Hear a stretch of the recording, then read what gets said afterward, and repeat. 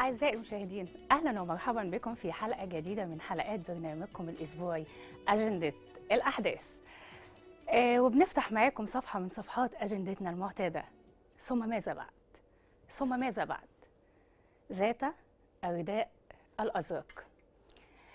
في الفترة اللي فاتت أو ما زال على مواقع السوشيال ميديا ومؤشرات البحث الإلكتروني بيتصدر فيديو لفتاة لقبت بذات الرداء الأزرق. الفتاة اسمها ياسمين بنت محافظة الدقهلية مركز السنبلاوين.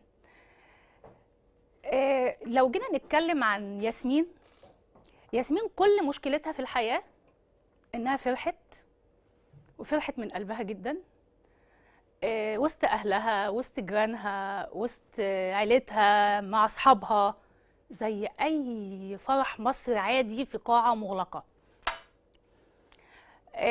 ياسمين قامت ونامت لقت نفسها ترند على مصر كلها، على العالم كله. كانت إيه مشكلة ياسمين؟ إن واحد عايز يكبر البيج بتاعه فنزل ليها فيديو عجبه الرقص بتاعها. كله بيقول لك رقصت، هو رقص يعني ان انا ارقص وسط اهلي في فرح زي ما كلنا بنعمل ده حرام؟ انا مش شايفه ان هو حرام طالما ان انا بفرح ومش الهدف ان انا اعمل شو. رقصت بقى بطريقه مبتذله، رقصت بطريقه مقززه، رقصت باي طريقه من الطرق، هي فرحت وفرحت من قلبها. انت بقى عملتي ايه؟ اخد الفيديو عشان يكبر البيج بتاعه، نزله، الفيديو انتشر، ياسمين بين يوم وليله لقت نفسها ترند. طب انت فين ضميرك؟ ده لا دين ولا اخلاق ولا قانون بلدك اساسا بيقول ان انت تعمل كده. انت شيرت، ارتحت دلوقتي؟ طيب انا ده كان يعني ان انا بقول فين احترام خصوصيه الغير؟ فين خصوصيه البنت؟ انت شيرت بدون ما تعلم هي بتحب الشو ولا بتبحث عن الترند او حاجات كتير. حطيتها بين جلادين السوشيال ميديا، ما بين مؤيد ومعارض، مع وضد، قاضي وجلاد. ده كان مجمل الموضوع بتاع ياسمين. لكن انا ليا وجهة نظر او يعني هبص للموضوع او هشرح الموضوع، رؤية للموضوع من وجهة نظر تانية. كم الكومنتات السلبية اللي موجودة على السوشيال ميديا بالمعنى الحرفي كفيلة لو إنسان هتقوم له قومة تاني هيقع. مش عايزة أقول لكم كومنتات بطريقة بشعة، بغض النظر عن ياسمين، أنا بتكلم في المجمل العام. كومنتات السوشيال ميديا يا جماعة، في حاجة اسمها جبر الخواطر بالكلمة الصادقة. ده الرسول صلى الله عليه وسلم قال إيه؟ تصدقوا. لو أنت ما معكش حتى إن أنت تصدقوا بالكلمة الطيبة، الكلمة الطيبة الصدقة. أنا لما هاجي مثلا يعني أحط كومنت يعني بطريقة لينة، بطريقة هينة، بطريقة نصح للبنت أو غيرها، الكلام دلوقتي مش على ياسمين نفسها، بطريقة بنت، يعني إن أنا أنصح بطريقة لطيفة في كومنت، ممكن واحد يقرأ الكومنت ده يكون غايب عن رشده يرجع لصوابه تاني. أنت لما تحطي لي دعوة في كومنت وكلنا بنعمل لايك، ده بيعرفك ان الشخص ده قرا الايه؟ قرا الدعوه دي. شوف كم واحد هيأمم على الدعوه دي لما انت بعدك اخدت ثواب على الدعوه دي. انا كنت دخلت في جدال كده مع واحد يعني بيقولوا انتوا ليه بتزعلوا من الصراحه؟ لا حضرتك، احنا مش بنزعل خالص من الصراحه، هي مش صراحه، هي بتبقى وقاحه. انت لما تنصحني بأدب دي الصراحه، لكن لما انت تنصحني بقله ادب دي الوقاحه بقى نفسها. يا جماعه يعني خلي عندكم، يعني بكلمة انت ممكن ترفع انسان، وبكلمة تفتح له طاقة نور جديدة في الحياة، وبكلمة ممكن تهد انسان، بكلمة بتبني امة، وبكلمة بترفع امة، بكلمة بتنزل امة. الكلمة ليها عامل كبير جدا. حافظوا على كومنتاتكم. انا افتكر مرة من المرات يعني قريت كومنت والله بكيت وانا بقراه، لدرجه ان انا من جمال الكومنت ده كل ما اكون محتاجه ان انا فعلا يعني ارجع للكومنت تاني وابحث عنه. يعني كومنتاتكم بتعكس بيئتكم. انا عايزه اقول لك كمان ان انت قاعد وسط شعب كمان ممكن ما يقراش، ممكن ما يبصش للمحتوى ويقرا الكومنتات بتاعتك ويحكم على المحتوى من خلال الكومنت بتاعك. فيا ريت يا جماعه ان احنا لما نحط كومنت نحط في الكومنتات بتاعتنا اللي يعني الكلمه الطيبه اللي الانسان لما يقراها تعمل له بوش لقدام. ده ربنا نفسه قال للرسول ولو كنت فظا غليظ القلب لانفضوا من حولك. يعني تصدق بالكلمه.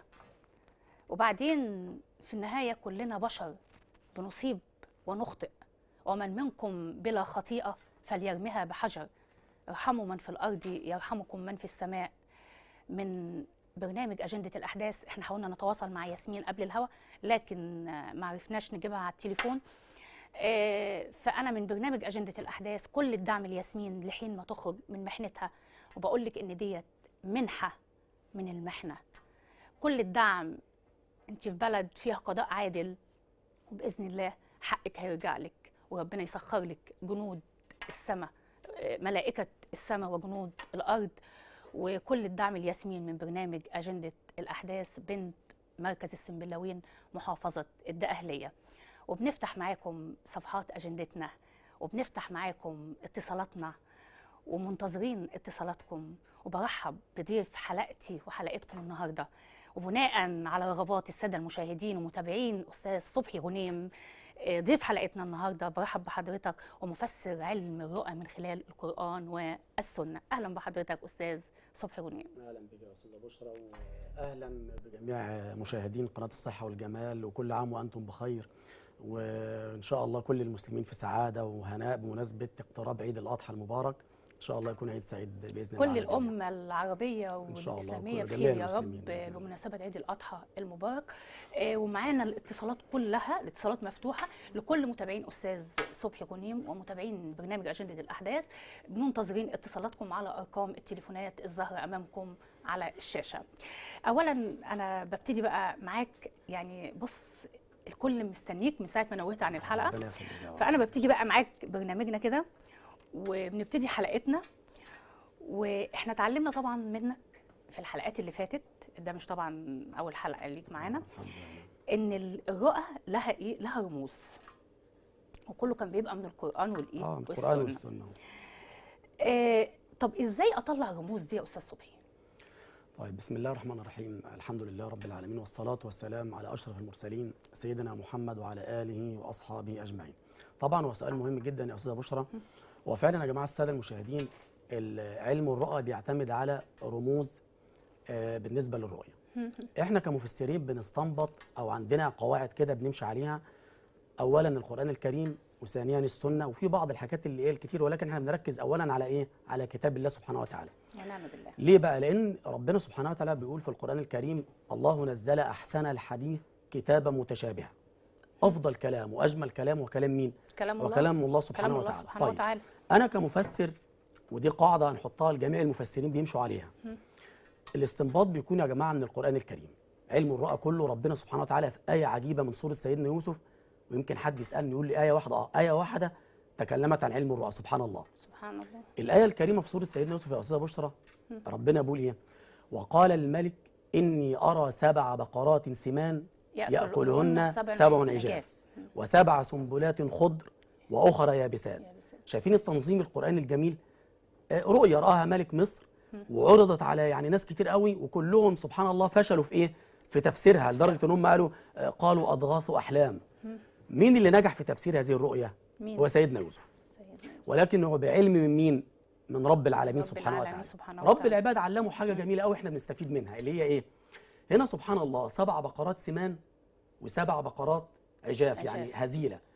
سبحان الله سيدنا يوسف ربنا علمه ان التفسير كله بيقع تحت كلمه واحده، اللي هو الشكل. يعني ايه يا استاذه بشرى الشكل؟ يعني شكل الرمز. هنا بقرات وهنا بقرات، البقرات السمان كان لها تفسير 7 سنوات جميله هتمر مع على ان دي مصر. نفس البقر وده نفس البقر. نفس الرمز سبحان الله. نفس البقرات، بقرات سمان وهنا بقرات عجاف. فكان تفسير سيدنا يوسف العجيب لهذه الرؤيه ان البقره السمينه بتفسر بعام ايه؟ عام جميل. والبقره اللي هي هزيله او ضعيفه بتفسر بعام في جدب او شده. فسبحان الله، مع انه نفس الايه؟ مع ان هو نفس الرمز. فكانها رساله من سيدنا يوسف لاي حد بيهتم بعلم الرؤى. خلي بالك من الشكل. يعني بمعنى ايه؟ عشان ابسط برضو للساده المشاهدين. تمام. هل الفستان الجديد زي الفستان القديم في الرؤيه؟ لا طبعا. هل البدله الجديده زي البدله القديمه؟ هل السياره الجديده زي السياره القديمه؟ لا. هي دي الفكره اللي احنا بنتعلمها من سيدنا يوسف. تمام. اللي هو شكل الرمز. يعني سبحان الله، ايه عظيمه فتحت لينا باب من العلم. 7 بقرات سمان و7 بقرات عجاف. طب ده من القرآن، يعني ده تفسير القرآن. طب في حاجة من السنة بتدل على الرمز؟ موضوع الرموز طبعا، يعني زي ما انا قلت يا جماعه، لازم انت كمفسر او اي حد بيهتم بالعلم ده دايما عينك على القرآن الكريم وسنة النبي صلى الله عليه وسلم. انا بيحضرني رؤية جميلة جدا يا استاذة بشرى للسيدة عائشة أمنا أم المؤمنين رضي الله عنها وأرضاها. بتحكي كده رؤية جميلة قوي لسيدنا أبو بكر اللي هو أبو السيدة عائشة. بتقول له إيه؟ بتقول له رأيت 3 أقمار في السماء. 3 أقمار جمع قمر سقطوا من السماء في حجرتي. دي رؤية للسيدة عائشة رضي الله عنها. رضي الله عنها وأرضاها. يعني أنت بتستشهد بالسنة بالرؤية دي. عشان نشوف الرموز بتتشكل إزاي. تمام. سقطت ال3 أقمار في حجرة مين؟ السيدة عائشة. سيدنا أبو بكر لما سمع الرؤيا بيقول لها إيه؟ بيقول لها يا عائشة إن صدقت رؤياك سيدفن 3 هم خير رجال أهل الأرض في حجرتك.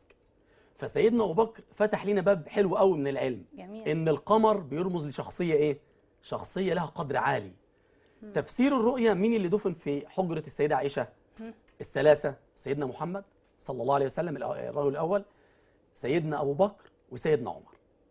فلما رأت السيدة عائشة ال3 أقمار سقطوا في حجرتها، كانت ال3 أقمار رمز بيشير لمين؟ ل3 رجال أو ل3 شخصيات. تمام. اللي هم سيدنا محمد صلى الله عليه وسلم، سيدنا أبو بكر، سيدنا عمر. ممكن سائل يسألني دلوقتي أو مشاهد كريم من اللي بيشاهدوا القناة يقول لي يعني معنى كده يا أستاذ صبحي إن القمر هو تفسيره واحد للشخصيات ديت؟ لا طبعا. الرمز بيتشكل على حسب إيه يا أستاذة بشرى؟ على حسب مسير أو سير الرؤية. تمام. القمر ده ورد في القرآن الكريم بالأب أو الأم. سيدنا يوسف بيقول إني رأيت 11 كوكبا والشمس والقمر رأيتهم لي ساجدين. كان تفسير الأب والأم. الشمس والقمر. صح. القمر ممكن يجي في الرؤية بيعبر عن شخص جميل. اللي هو أجمل شخص على وجه الأرض هو مين؟ وسيدنا محمد صلى الله عليه وسلم. صح. يا أيها النبي إنا أرسلناك شاهدا ومبشرا ونذيرا وداعيا إلى الله بإذنه وسراجا منيرا. هو القمر صلى الله عليه وسلم. القمر ممكن ليا وليكي بيرمز لبداية أمر، مش في تقويم اسمه الشهر. بيختلف يعني انت قصدك بيختلف من شخص لاخر وحسب ظروف وحسب ظروف كل ايه على حسب سير كل مكان. حسب سير. طب انا معايا اتصال. ياسمين. ايوه السلام عليكم. ياسمين. عليكم السلام. السلام عليكم. ايوه حبيبتي اتفضلي. ازيك يا مدام بشرى؟ الو ياسمين. الو. ايوه. ازيك عامله ايه؟ ازيك يا ياسمين، انت اللي عامله ايه حبيبتي؟ اتفضلي. بالله كل سنه وانت طيبه. وحضرتك طيبه. اتفضلي حبيبتي. انا متابعه البرنامج بتاعك وربنا يبارك لكم يا رب يا حبيبتي يا رب. الله يخليكي يا حبيبه قلبي. ربنا يخليك يا رب. انت عامله ايه؟ الحمد لله بخير. ازيك يا شيخنا عامل ايه؟ الله يسلمك يا ياسمين. ليكي رؤيه يا ياسمين معينه؟ اتفضلي. انا يا شيخنا فرحي قريب ودايما بحلم ان بابايا معايا. بابايا متوفي. ودايما بحلم ان هو معايا، واخر حاجه حلمتها ان هو موجود وتعبان وتوفى وعمال يقول لي اعملي فرحك. طب ليه اسالي يا ياسمين بعد اذنك؟ ايه؟ الشيخ بيسالك يا ياسمين عشان احنا كمفسرين. ثانيه واحده بس، الشيخ هيسالك في حاجه. احنا كمفسرين احيانا يعني بنفسر من معنى الاسم. اسم والدك طيب عشان برضو الاسم ومعناه بيفرق معانا ممكن في التفسير. ايوه اسمه مجدي. جميل، من المجد وان شاء الله والجميل. تمام كملي يا ياسمين اتفضلي. ايوه فدايما احلم بيه وان هو حاسس بيا. فدي عايزه يعني ازاي يعني ان هو مثلا متوفي ويجي لي في الحلم ان هو عايش ومثلا وتعبان وهيموت، وبيقول لي اعملي فرحك. انا يعني ان هو فرحان يعني انت كده، بتشوف الرؤيه ان هو هيموت تاني؟ تمام. الفرح قريب يا ياسمين؟ الفرح واضح ان الفرح قريب ان شاء الله. ابشري ما تخافيش، ده رؤيه مبشره. تمام يا ياسمين، الشيخ هيجاوبك. طيب بص يا ياسمين، هو طبعا يا استاذه بشرى رؤيا الاموات مهمه جدا يا جماعه، مهمه جدا جدا، من اجمل الرؤى. برضه اتعلمنا معاك ان رؤى الاموات حق. طبعا حق. انا سالت ليه على الاسم، اسم مجدي من المجد. طب ثانيه واحده بس يا استاذ صبحي، فاصل بس، وبعد الفاصل هنرجع لرؤيا ياسمين ونفسر. اعزائي المشاهدين، فاصل ونرجع لكم تاني، استنونا.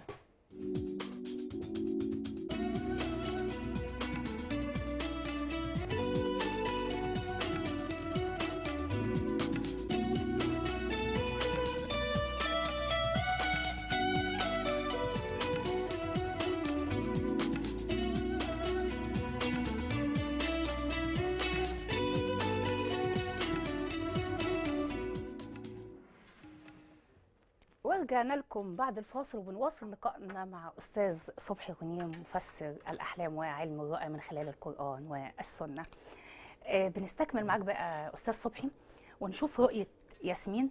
هي كانت بتقول إن هي بتحلم إن باباها متوفي، ودايما يقول لها اعملي فرحك، ودايما بيجي لها بيقول لها أنا تعبان وهموت تاني، يعني إن هو أساسا متوفي أساسا، وبيقول لها إن هو تعبان وهيموت. وحضرتك سالتها قالت لك ان باباها اسمه مجدي والفرح قريب. اتفضل. طبعا هو هنا في الرؤيا يا استاذه بشرى واضح، يعني ما شاء الله في حاجات مبشره، حاجات جميله جدا. اولا من الاسم، يعني اسم مجدي بسم الله ما شاء الله، من المجد والفرح اللي هو يعني قريب جدا. انا ليه استنبطت ان هو فرحها قريب، وهي ردت ياسمين على الهواء قالت فعلا الفرح هي قالت الفرح قريب. موت الميت يا جماعه في الرؤيا مره ثانيه هو المفروض متوفي. لما يموت مره ثانيه احنا بنستنبط كمفسرين ان في حدث هيتجمع له العيله. تمام. يعني المفروض اصلا في الواقع لما ميت بيموت الناس بتتجمع عشان عزا وكده. تمام. ولو في فرح برضه الناس بتتجمع. الله ينور عليك. فاحنا انا كمفسر بستنبط ان في كده ممكن يكون في مناسبه سعيده ان شاء الله، موته مره ثانيه ان شاء الله هيتجمعوا ويكون في مناسبه حلوه واللي هي فرحها اللي هو قريب ان شاء الله باذن الله. بتبقى الرؤيه مثلا استاذ صبحي ممكن تحمل رساله مبشره ورساله انذار مثلا؟ طبعا الرؤى سبحان الله يعني اما بشرى او انذار من حدث معين. تمام. يعني ده اصل في اصول علم الرؤى. برضو استاذ صبحي في حاجه اسمها الرؤيه العامه والرؤيه الخاصه. هل ممكن انا كشخص مثلا على سبيل المثال ان انا ممكن احلم الاستاذ صبحي مثلا رؤيه وتتحقق لي؟ طبعا. يعني ده، طب ايه الفرق بين الرؤيه دي والرؤيه دي؟ طيب هو احنا هنا يا استاذه بشرى انت قلتي فكرتين. ناخد الفكره الاولى اللي هي هل في فرق بين الرؤيه العامه والخاصه؟ دي الفكره الاولانيه. فعلا في فرق كبير بين الرؤيه العامه والخاصه. الرؤيه الخاصه دي بتخص انسان، يعني بتتكلم عن حياتك انت او حياه مثلا اولادك او بيتك. انما الرؤيه العامه بتتكلم عن ايه؟ الرؤيه العامه بتتكلم عن دول، او بتتكلم عن اقطار او عن العالم كله مثلا. بتبقى زي مثلا رؤيا الملك اللي لسه بنتكلم عنها. كانت بتتكلم عن مصر. انا افتكر ان انا كنت قريت لحضرتك على الجروب ان انت كنت فسرت رؤيا لمصر، حتى انا استغربت وكتبتها عندي وقلت لازم اسالك ايه هي يعني الرؤيا اللي انت فسرتها لمصر. بفضل الله سبحانه وتعالى يعني الرؤيا ديت يمكن من اجمل الرؤى اللي انا بعتز بيها جدا، وكانت رؤية عامة. كانت يعني كانت عبارة عن ايه يا استاذ صبحي؟ انا ارسلوها ليا في الجروب. اتفضل. حد قال لي يا استاذ صبحي هي كانت ايام يا استاذه بشرى ايام انتشار مرض كورونا، نسال الله العفو والعافيه. العفو والعافيه وربنا يعافينا جميعا يا رب. محمد طبعا ايام كورونا كلنا نفتكر، بس انا هدي ملمح عشان الناس تفهم الرؤيه كويس. كان في غلق للمساجد في صلاه الجمعه. كانت حاله عامه على الكل. كانت حاله عامه وما كناش بنصلي الجمعه في المساجد. ليه؟ عشان لعدم انتشار الوباء. فحد بعت لي رؤيه قال لي يا استاذ صبحي انا رايت امام مسجد بيخطب الجمعه بس بره المسجد، يعني على الباب قدام الباب. طبعا كده المساجد كانت مغلقه. تمام. وهو بيخطب، يعني واحد هو اللي شاف الرؤيه وقالها لك على الجروب او اتصل عليك يقولها لك. تمام. الخطبه بتاعت الامام او اللي الامام يعني القاها كانت كلمتين، وسبحان الله كل ما رؤيه تكون يعني صغيره جدا بتبقى بتحمل يعني رسائل حلوه قوي. خير الكلام اقل ودل. سبحان الله. فهي كانت الرؤيه ان هو الامام بيخطب بيقول اتقوا الله القيامه ستقوم بعد سنتين. دي كانت الرؤيه. دي الرؤيه. القيامه يا جماعه هتقوم بعد سنتين. فبقول لي يا استاذ صبحي هي القيامه هتقوم بعد سنتين؟ قلت له على فكره سبحان الله، وطبعا التوفيق من عند ربنا سبحانه وتعالى. قلت له هنا الرؤيه لا تتحدث عن القيامه. قال لي ازاي؟ قلت له لما نقرا القران الكريم هتلاقي مفيش آية بتتكلم ان بتحدد زمن قيام القيامة. يعني مثلا لما نفتكر في سورة النازعات يسألونك عن الساعة أيان مرساها فيما أنت من ذكراها. يعني حتى النبي صلى الله عليه وسلم لا يعلم وقت القيامة. طب القيامة ايه هنا في الرؤية؟ انا فسرته بفضل الله سبحانه وتعالى ان هو الجمعة. طب ليه فسرت الجمعة يا أستاذ صبحي؟ طيب ليه جبناها الجمعة؟ أنا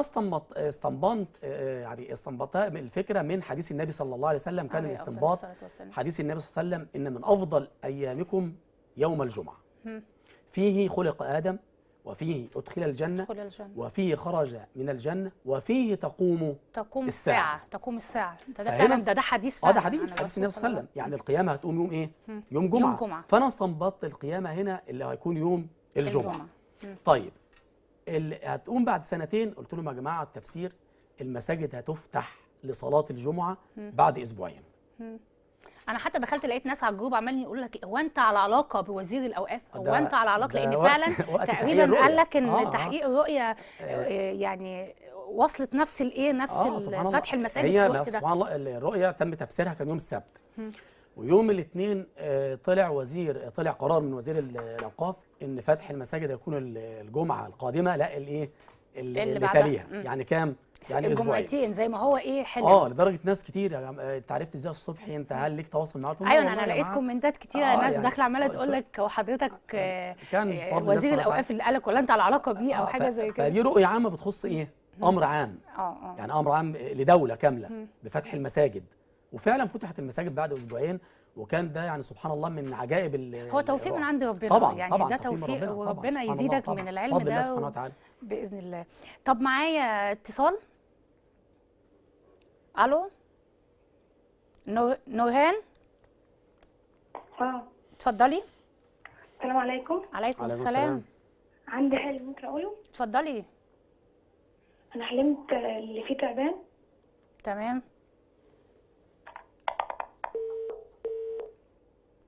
الو. طب الخط فصل يا نورهان، ويا ريت تحاولي الاتصال بينا مره ثانيه. هي شافت تعبان فقط طب هي هتحاول تتصل بقى بينا مره ثانيه. ناخد السؤال اللي بعده على ما هي طب نكمل اللي احنا قلنا الرؤيه الخاصه والرؤيه والرؤيه العامه. في حاجه لسه حضرتك هتضيفها في بالنسبه برضو للرؤى العامه زي ما احنا بنقول عشان المشاهد برضو الكريم يعني يكون على تواصل معانا. قلنا ان هي بتخص دول ومجتمعات. كان سبحان الله برضو كنت فسرت رؤيه خاصه بامريكا. تمام. كان ايام انتخابات امريكا، ايام رئيس امريكا ترامب. كان حد بعت لي برضه رؤيه قال لي يا استاذ صبحي انا شفت فيل كبير قوي بيغرق. وهو بيغرق بدا يعافر، يعني مش عايز يغرق، بيعافر في الماء وبعد كده غرق. فسبحان الله يعني وقع في نفسي. كان قبل انتخابات امريكا بشهرين. قلت لهم يا جماعه على فكره ترامب هيفشل في الانتخابات، وهو بعد الانتخابات ممكن يعترض كمان على النتيجه.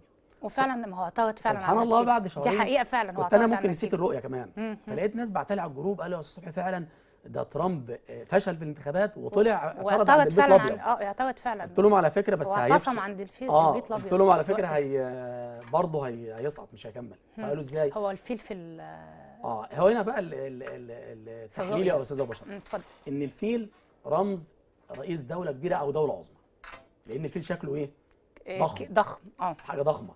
العجيب سبحان الله ان ناس بعتت لي قالوا انت تعرف ان اصلا ترامب كان داخل بحزب اسمه الفيل؟ والله قلت لهم ده معلومه انا ما اعرفهاش والله. لو انا اول مره اعرفها. انا فسرت من خلال الشكل. لا انا اول مره اعرفها. فسبحان الله كانت من الرؤى العامه الجميله برضو اللي اتفسرت وبفضل الله سبحانه وتعالى. طيب في بتبقى رؤى مطموسه الملامح. احنا اتعودنا برضو منك ان الرؤيه بتبقى واضحه وضوح الشمس. ان انا ببقى شايفاها واضح فيها ما عليهاش اي حاجه ضبابيه، بس بتبقى فيها حشو كتير يا استاذ صبحي، وبتبقى فيها تاويل كتير، وببقى برضو قايمه وفاكراها وفاكره فيها كل حاجه بس ما فيهاش اي رموز. طب ديت تتصنف رؤيه ولا حلم ولا اضغاث احلام، او تفسرها حضرتك بايه؟ هو بص يا استاذه بشرى، هو يعني الرؤيه فعلا سبحان الله احيانا يا جماعه بيكون فيها حشو فعلا كتير، يعني بقى فيها كلام كتير، وممكن يكون فيها رمز او رمزين هم اللي بيحلوا لغز الرؤيه. يعني انت ممكن سبحان الله في علم التفسير بتلاقي رؤيه طويله قوي وممكن تفسيرها اصلا بيتفسر بايه؟ بكلمه يعني كلمه واحده ممكن هو اللي يحل اللغز كله. يعني مثلا استاذ صبحي ان انا اجي عند رؤيه فيها الكلام كتير كتير قوي ممكن ساعتها ده ممكن العقل الباطن هو اللي ايه؟ هو اللي في بيتكلم طبعا او نقول ساعتها اضغاث احلام. طبعا اضغاث احلام. طبعا احنا يمكن انا قلت في الحلقه اللي قبل كده الفرق بين الرؤيه والحلم. والرؤيه بتبقى واضحه جدا يا استاذه بشرى، رموزها انت يعني ايه، لا ينساها صاحب الرؤيه حتى لو مده مثلا 50 سنه 70 سنه ما بتنسيش. انما اضغاث احلام بتبقى اشياء مش مرتبه. تمام. الانسان بيقوم من النوم بيحس ان في ايه، في دربكه، في شوشره، في كراكيب كتير، حاجات كتير هو مش فاكر منها حاجه، كتير هو مش فاكرها. وممكن سبحان الله ممكن يكون رؤيه طويله قوي فيها حشو بس فيها رموز صحيحه. تمام. فاللي هو يفتكره الصحيح هي دي الرؤيه. يعني لو هو افتكر الحاجه بعض الرموز الصحيحه هي دي والباقي كله حشو. تمام. وفي برضه ندي نموذج للنبي صلى الله عليه وسلم، ولكن طبعا ما فيش حشو مع النبي صلى الله عليه وسلم، كل حاجات مهمه. لا طبعا هو سيد البشر صلى الله عليه وسلم، عليه افضل الصلاه. ولكن انا الفكره عايز اخدها من سيدنا محمد صلى الله عليه وسلم، ان في رؤيه كان فيها كلام كتير النبي عليه الصلاه والسلام فسرها بكلمه واحده. اللي هي ايه بقى؟ ايه؟ النبي صلى الله عليه وسلم يا جماعه بيحكي كده، بيقول اوتيته، ده في الرؤيه، قدحا من لبن. يعني حد اعطى النبي صلى الله عليه وسلم كوب من لبن. فاخذوا النبي صلى الله عليه وسلم شرب هذا اللبن.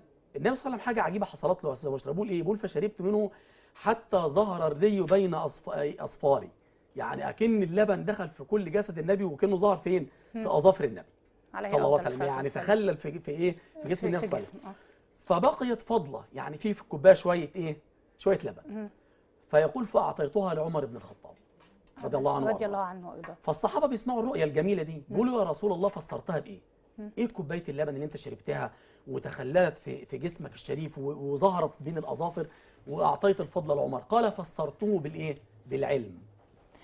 يعني ده كله الكلام بكلمه واحده الطويل اللي فسره بايه؟ بالعلم، بكلمه واحده اللي هي الايه؟ اللي هي العلم. فكأن اللبن ممكن يفسر بالعلم، ممكن يفسر بالعلم، ممكن يفسر بالدين، ممكن يفسر بالفطره، ممكن يفسر بالرزق. طبعا له تفسيرات كتير، ولكن ايه؟ النبي صلى الله عليه وسلم فسره هنا في الرؤيه ديت بالايه؟ بالعلم. وفعلا سيدنا عمر حاز العلم رضي الله عنه وارضاه. طب معايا نورهان. الو، معايا علا. ايوه اتفضلي. ايوه استاذه بشرى، ازي حضرتك؟ اهلا بحضرتك، اتفضلي. الله يخليكي، منور والله يا شيخ صبحي القناه عندك. ربنا يخليك. الله يخليك. لو سمحت انا عندي رؤيتين لو سمحت يا شيخ صبحي. اتفضلي. اول رؤيه خالص حلمت ان انا واقفه وكان يعني جاي لي طفل كده بس جميل جدا جدا جدا، عينه عسلي كده وامور جدا. جميل. وانا عماله اقول انا هاخده هبناه. فناس كتير حواليا عمالين يقولوا لي لا ما تاخدهوش. انا قلت لهم لا انا هاخده هبناه. انا وطفل يتيم هتايبي في الجنه. يا علا يا علا، حالتك الاجتماعيه يا علا متزوجه ولا استاذ صبحي بيسالك حالتك الاجتماعيه ايه؟ انا متزوجه وعندي اولاد. تمام. اتفضلي يا علا. الرؤيه الثانيه بقى يا شيخ، اللي انا حلمت ان انا كنت ماشيه في الشارع وبعدين مشيت كده على شارع كده لقيت فيه ميه مش نظيفه خالص. الميه عماله، وكان معايا طفل في ايدي برضه، عماله اقول يا رب انا هعدي الميه دي ازاي. فلقيت يعني راجل كان راكب بعجله، فقلت له لو سمحت ممكن تعدي الطفل ده معاه، فخده وعداه. انا بقى قعدت افكر ان انا هعدي ازاي. الميه دي كانت ميه كتيره جدا ومطلعه عيون زي المجاري كده، اللي هي مطلعه عيون وحشه، يعني ميه وحشه من كل حته. فجت عربيه قدامي، فبعدين لقيتها واحده قريبتي، فبقول لها ممكن لو سمحتي تعديني. فهي بصت لي بقرف كده من فوق لتحت وقالت لي لا ده انت من الفرع الفقير بتاعنا. ده قريبتك اللي بتقول كده؟ هي بصت لي بقرف كده، قالت لي لا مش هركبك انت من الفرع الفقير. اهم حاجه عديتي يا علا. طب الشيخ بيسالك اهم حاجه عديتي ولا ما عديتيش يا علا؟ لا، ما انا في الاخر يعني لقيت عربيه كده فعدتني، بس ايه مش العربيه اللي انا وقفت قربت فيها دي، ما رضيتش تعديني خالص. تمام يا علا. تمام. كان عندك مشكله مكركبه حياتك يا علا او حاجه؟ نعم. كان عندك مشكله في حياتك مع حد مقرب من الاقارب؟ لا انا يعني هي في مشكله بس مش مع حد مقرب ولا حاجه، كان في موضوع كده في العيله بس الحمد لله اتحل. طب الحمد لله. تمام يا علا. ان شاء الله حلو. طب الشيخ هيفسر لك يا علا. شكرا لاتصالك. اتفضل. الرؤيه الاولى بتاعت علا بسم الله ما شاء الله حلوه. يعني بشرى جميله جدا. هي قالت تقريبا ان هي واقفه بطفل جميل لون عينيه عسلي ما شاء الله ما شاء الله. طبعا الرؤيه جميله جدا هنا يا استاذه بشرى. ليه؟ اولا يا جماعه رؤيه الاطفال رؤيه مبشره جدا، وهنقول برضو من القران الكريم زي ما انا عودتكم. تمام. ربنا سبحانه وتعالى بيقول في القران الكريم يا بشرى في سوره سيدنا يوسف، يا بشرى هذا ايه؟ هذا غلام. ارتبطت ذكر الغلمان الصغيره بالبشارات. بشارات جميله. تمام. فعلا لها بشرى حلوه عند تمام. ربنا سبحانه وتعالى. ان شاء الله في حاجه جميله يعني، خبر حلو ان شاء الله هتسمعه قريب باذن الله. الرؤيه الثانيه انا فسرتها لها وهي ردت تقريبا وحلت اللغز معايا. هي كانت في مشكله عندها اللي هي الميه اللي في الشارع. دي مشكله كانت في حياتها، ومطلعه عيون زي المجاري. والعيون احيانا احنا ساعات بنفسرها ممكن يكون المشكله كانت سبب عين. العيون ساعات بتبقى ممكن تكون عيون حاسده هي اللي وقعتها في المشكله. بس الحمد لله انا سالتها هل عديتي يعني هل عديت الميه؟ فقالت الحمد لله انا عديت، فهي المشكله انتهت بفضل الله سبحانه وتعالى. طب ممكن حد يسالني سؤال، طب هي المفروض ان الرؤيه يا استاذ صبحي انتهت. انتهت، هي المشكله انتهت. ليه شافت رؤيه في الحاجه دي؟ ساعات يا جماعه احيانا الرؤيه بتكون معبره عن الماضي، ربنا باعت لك رساله برؤيه انتهت اصلا. طب ليه؟ عشان تحمد ربنا ان المشكله المشكله انتهت. يعني ربنا بيجيب لها زي يعني ربنا بيقول لك احمد ربنا واشكر فضله او طلع صدقه عشان في مشكله انتهت بفضل الله سبحانه وتعالى. ونعم بالله. معايا ميرفت.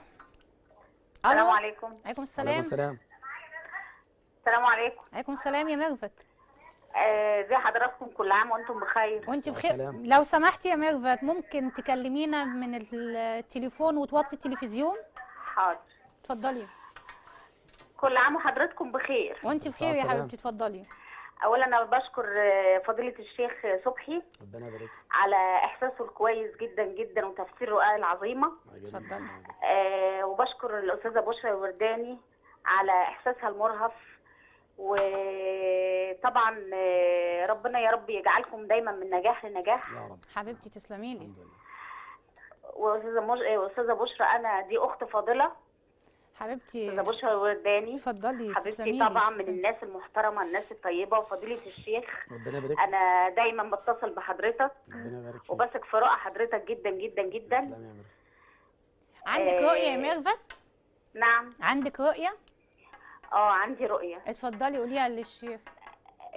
فضيله الشيخ حلمت مره ان بابا اوضه كبيره كبيره كبيره، والاوضه ديت زي ما يكون فيها سراير كتير والسراير فيها فرش ابيض كله.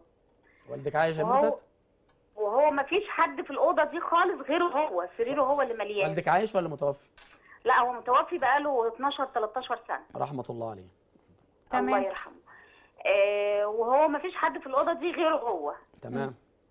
هو بس اللي موجود في قلب الاوضه دي وبيبص لي بيبتسم لي. ما شاء الله. تمام. بس الاوضه دي كانت كبيره قوي ومليانه سراير فاضيه، سريره هو اللي مليان. ابشري يا ميرفت، ابشري الرؤيه ما شاء الله. الشيخ بيقول لك ابشري اهو. جميله.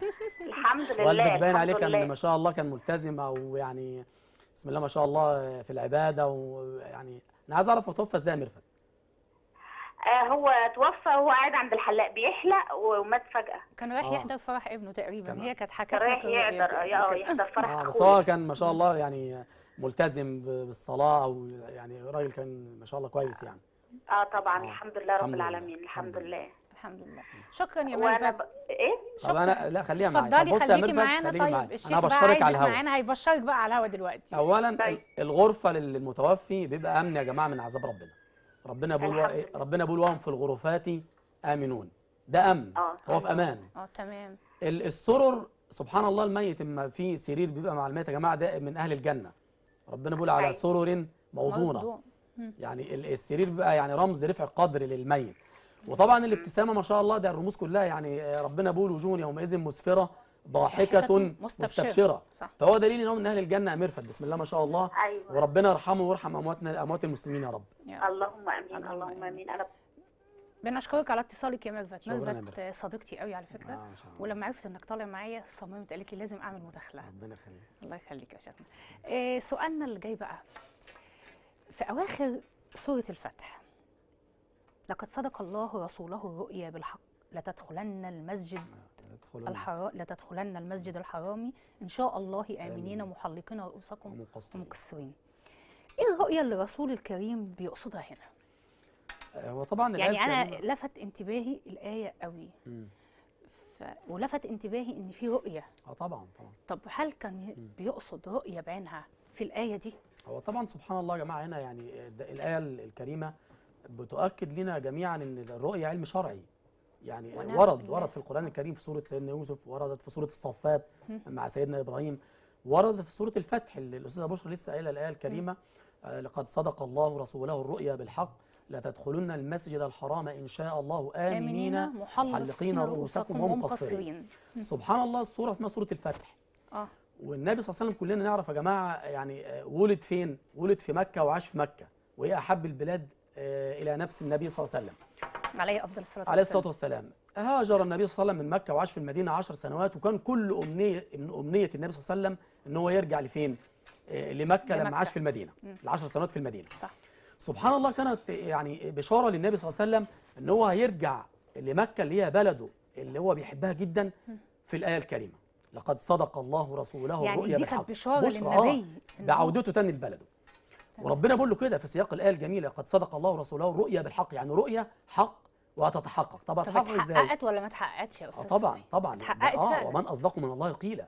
رب العالمين سبحانه وتعالى صادق، والنبي صلى الله عليه وسلم صادق. الرؤيا بتقول لا تدخلن المسجد الحرام، هيدخل مكة تاني. سبحان الله، في صلح الحديبية بس هي حصل حاجة عجيبة. النبي صلى الله عليه وسلم في صلح الحديبية الصحابة كان نفسهم قوي لبسوا لبس الإحرام وعايزين يدخلوا مكة عشان ايه؟ يعتمروا. هو وقع في نفس الصحابة ان الرؤيا هتتحقق في عام ايه؟ في عام الحديبية. عام الحديبية، في صلح الحديبية. في صلح الحديبية. سبحان الله، عقد النبي صلى الله عليه وسلم في صلح الحديبية مع رجل يسمى سهيل بن عمرو. ولكن من شروط الصلح سبحان الله حصل حاجة عجيبة، ان الصحابة يرجعوا مع النبي صلى الله عليه وسلم للمدينة في هذا العام، بس يدخلوا مكة وقت ايه؟ في العام الذي يليه. الصحابة استغربوا، قالوا يا رسول الله انت رأيت رؤيا، ازاي الرؤيا ما تتحققش؟ طب هي اتحققت بعدها بسنتين؟ بعدها بسنة ولا بسنتين؟ بعدها بسنة. تمام. بعدها بسنة، يعني ما اتحققتش في هذا العام. الصحابة خلاص قالوا السنة دي هندخل بقى مكة والرؤيا هتتحقق. لذلك في الآية الكريمة ربنا بيقول للصحابة وبيقول لنا كلنا: فعلم ما لم تعلموا. يعني ربنا عارف الخير فين. صح. انتوا فكرتوا ان السنه دي خلاص او هذا العام هندخل وهيبقى فيه فتح المكه. سبحان الله، يعني ربنا بيبقى له طبعا حكمه في تاخير الشيء. طبعا بيدبره لك باحسن حال. سبحان الله. ويمكن يعني واحنا بنقعد نستعجل الحاجه ونقول ايه، هو ربنا بقى كتير. مش راضي عليا او فسبحان الله هو ربنا بيدبر الامر في احسن حاجه.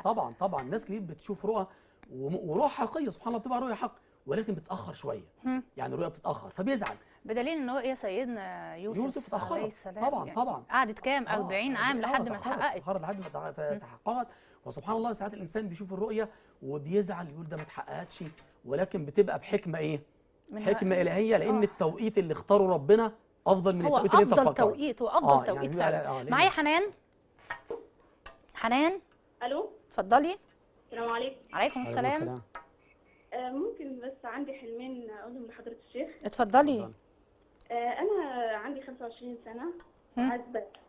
حلمت من فترة كده من حوالي شهر ان انا رايحة المدرسة الثانوي بتاعتي، وكان في ترابيزة كبيرة خالص عند البوابة وفيها زي شخصيات مهمة.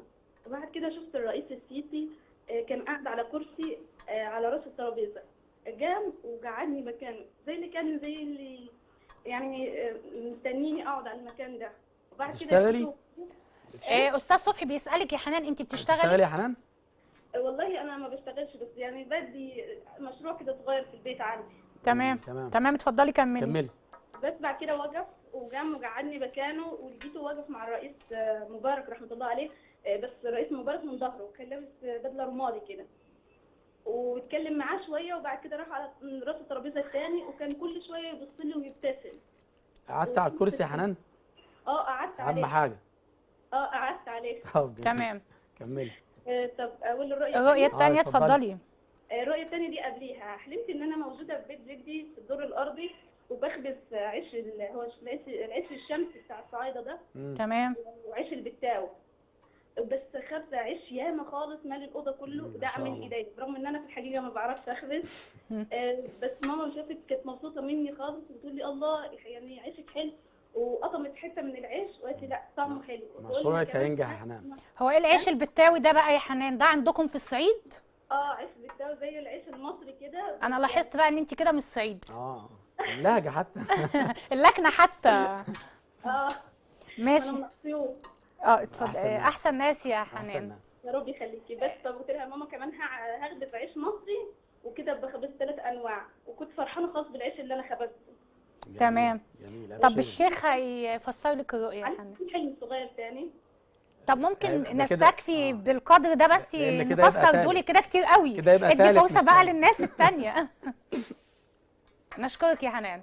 طيب هي حنان يعني زي ما انا سمعت ان هي تقريبا هي بتقول كانت رايحه مدرستها وشافت الرئيس السيسي والرئيس مبارك. جميل. وحضرتك سالتها انت قعدتي على الكرسي او ما قعدتيش؟ قالت لك حتى انت قلت لها طب كويس ان انت قعدتي. جميل. هي رؤيه الرؤساء يا جماعه والملوك يعني غالبا ان شاء الله بتبقى رؤيه ان شاء الله مبشره، وغالبا جلوسها هنا على الكرسي ان شاء الله يبقى لها رفع قدر، يبقى لها قدر عالي في المستقبل ان شاء الله.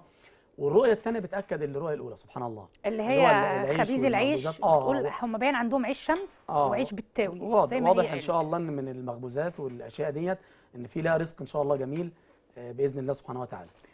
ونعم بالله. في ناس بتبقى تقول رؤى بس هو اساسا ما شافهاش.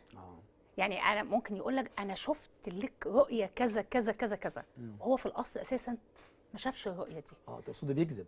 ايوه بيكذب ان هو شاف لك رؤيه بس هو ما شافهاش. طب هل ده له عقوبه عند ربنا؟ طبعا. او ممكن يقول طب ممكن واحد يقول لي رؤيه اساسا وتتحقق وهو اساسا ما شافهاش في الاصل. بتحصل؟ طبعا. طبعا يعني انت اثرت نقطه مهمه جدا يا استاذه بشرى اللي هو موضوع الكذب يا جماعه في الرؤيه.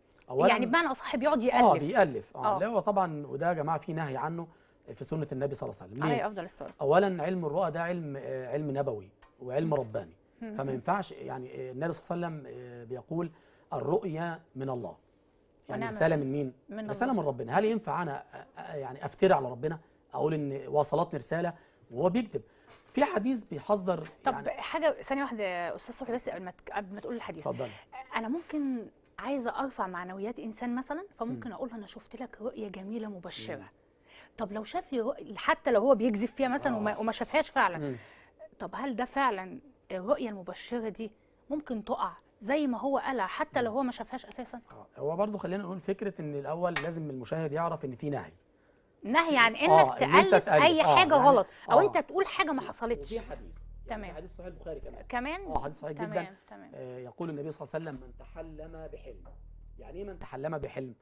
يعني راى عينيه ما لا يرى.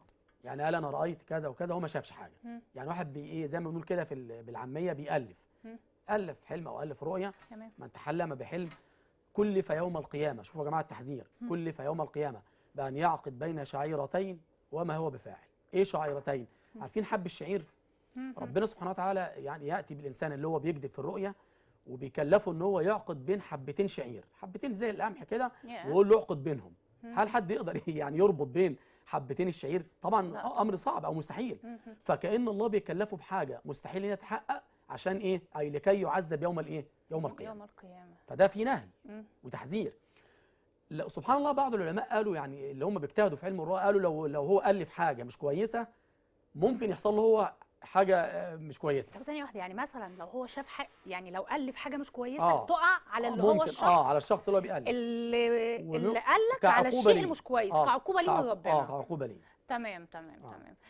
طب لو هو شاف مثلا قال لك انا شفت ميت مع ان هو الاموات حق.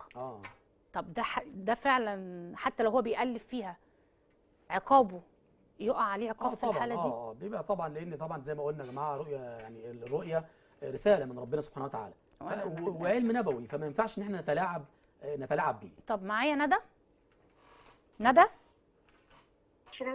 مساء الخير. اتفضلي يا ندى. مساء النور. ازي حضرتك؟ ازيك يا ندى؟ اتفضلي. تمام والله الحمد لله. انا بحب حضرتك جدا وبحب البرنامج بتاع حضرتك قوي. واحنا بنحب اللي يحبنا يا ندى. ربنا يخليكي يا حبيبتي. الله يخليكي. اتفضلي يا حبيبتي. كنت عايزه اسال الشيخ عن الرؤيه. اتفضلي قولي.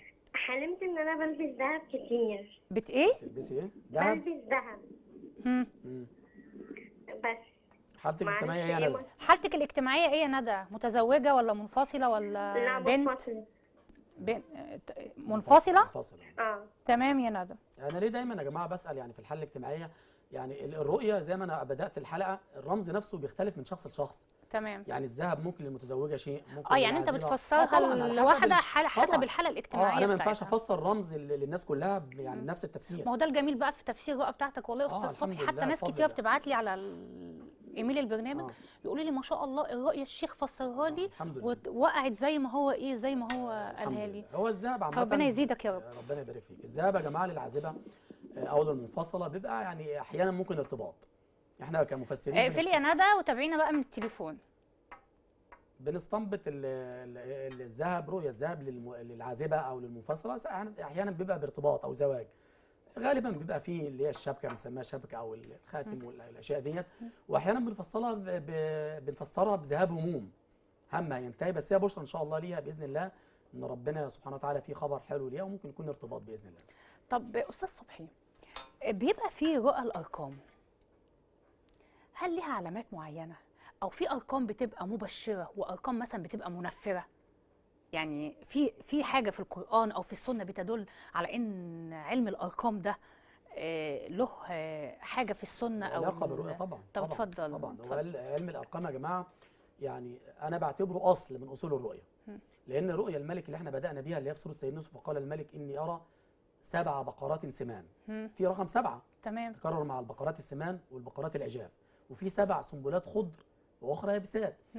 الفكره سبحان الله ربنا علمها لسيدنا يوسف واحنا بنتعلم منه، ان الرقم يا استاذه بشرى زي ما انت سالتي يا جماعه، وفي ناس كتير بتسالني السؤال ده، يا استاذ صبحي الرقم ده رقم 5، رقم 7، رقم 10، تفسيره ايه؟ فانا برد نفس الاجابه.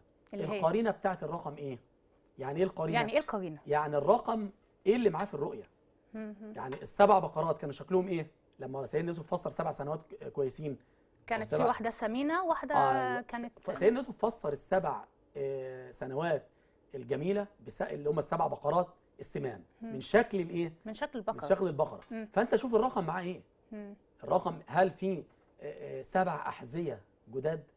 هل في 7 احذيه قديمه؟ يعني على الحاجه المقترنه مع الرقم هي اللي من خلالها انت ايه انت هتفسر. لازم الرقم يكون معاه حاجه عشان انت بتفسر، انت كمفسر تعرف، وان كان في ارقام مشهوره في القران الكريم، يعني من اشهر الارقام رقم 10. يعني ربنا سبحانه وتعالى بيقول تلك 10 كامله، ويقول الله واتممناها واني رايت 11 كوكبا. في ارقام زي 11 الله ينور عليك. سيدنا يوسف. في ارقام كتير في القران الكريم. ساعات احنا بنربط تفسير الرقم من الايه الكريمه على حسب برضه حاله الايه الانسان والتفاصيل في الرؤيه. ونعم بالله. للاسف وقت الحلقه انتهى وبسرعه جدا جدا جدا، فانا يعني بشكر باسمي وباسمكم استاذ صبحي غنيم، وعلى وعد باذن الله بالمزيد، ومش اخر حلقه له معانا طبعا. استاذ صبحي يعني ضيف مستديم معانا باستمرار. اعزائي المشاهدين، كان معكم على الهواء بشرى الورداني، والى لقاء اخر في حلقه قادمه ان شاء الله.